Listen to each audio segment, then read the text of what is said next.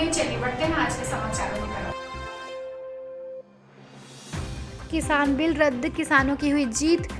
Kukdeshwar block Congress के शहर Congress sector अध्यक्ष राजन पटेल ने हर मौसम की मार को झेलते हुए अपने परिवार से दूर भूखे प्यासे दुखों को सहते हुए तानाशाही सरकार का रवैया सहन करते हुए अपने आप को मजबूत बनाकर डटे रहे, कंधे से कंधा मिलाकर लगे रहे और आखिरकार सरकार के एक ही संगठन ने सरकार की मुखिया की नींद उड़ा दी।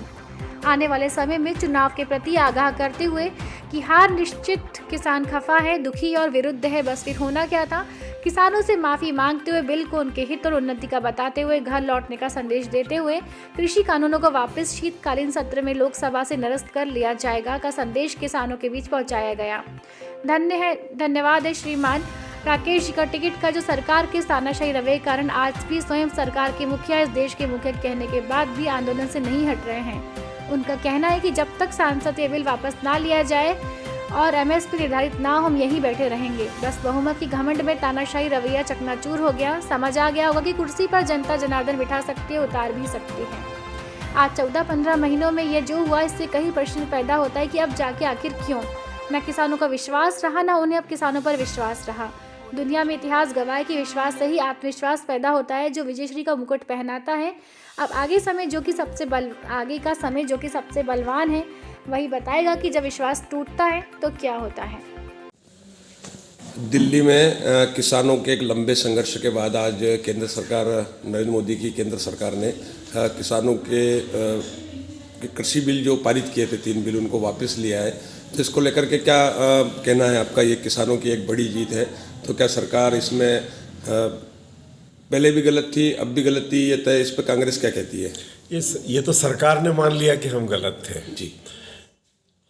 हमारा कहना है कि जब आपको मालूम है कि आप गलत थे, तब ये जिद क्या थी कि आपने इतने किसानों को मरने दिया, इतने लंबे टाइम तक आंदोलन चला, इतना नुकसान हुआ। आखिर ये कौन सी जिद थी कि आपने किसानों की बात नहीं सुनी? और प्रजातंत्र में अगर किसानों की बात नहीं सुनी जाएगी तो कहाँ सुनी जाएगी? तो ये आज का दिन हिंदुस्तान के प्रजातंत्र के इतिहास में सबसे बड़ा दिन है, जहाँ जनता ने इस बात को बता दिया और गरीब किसानों ने इस बात को बता दिया कि संसद के मिले बहुमत से ज़्यादा बड़ा जनमत होता है। सब वो अपने संसद के बहुमत के अहंकार में किसानों की बात सुन नहीं रहे थे। कल तक दावे कर रहे थे कि किसानों का कोई असर नहीं है और हम तो सब चुनाव जीत रहे हैं। अब वो डरे, डीजल पेट्रोल के भाव कम किए, आज उन्होंने ये भी वापस लिया है। लेकिन किसानों ने सारे हिंदुस्तान के लोगों को हिंदुस्तान के व्यापारियों को, हिंदुस्तान के युवाओं को एक रास्ता बताया है कि मोदी सरकार को झुकाया जा सकता है। अगर आपका व्यापार बर्बाद हो रहा है तो सड़कों पे उतरिए, अगर आपको नौकरियां नहीं मिल रही तो सड़कों पे उतरिए। और ये कोई ज़रूरी नहीं कि किसी के पास संसद में बहुमत हो, उसकी सरकार हो, तो इसका मतलब वो कुछ भी कर सकती है, तानाशाही के रास्ते पे जा सकती है।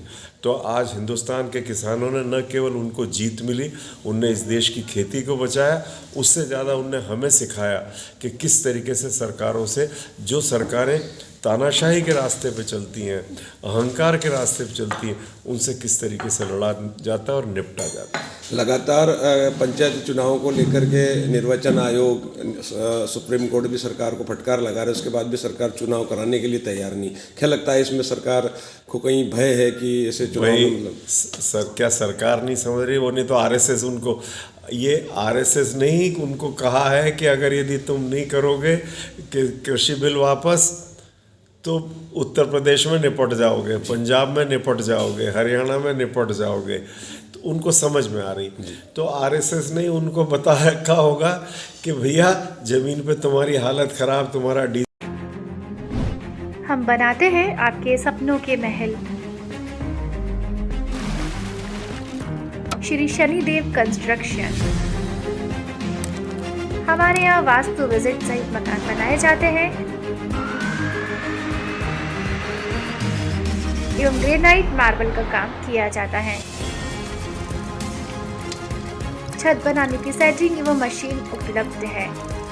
प्रोप्राइटर बबलू कुमावत, जिनका मोबाइल नंबर है 7737124719।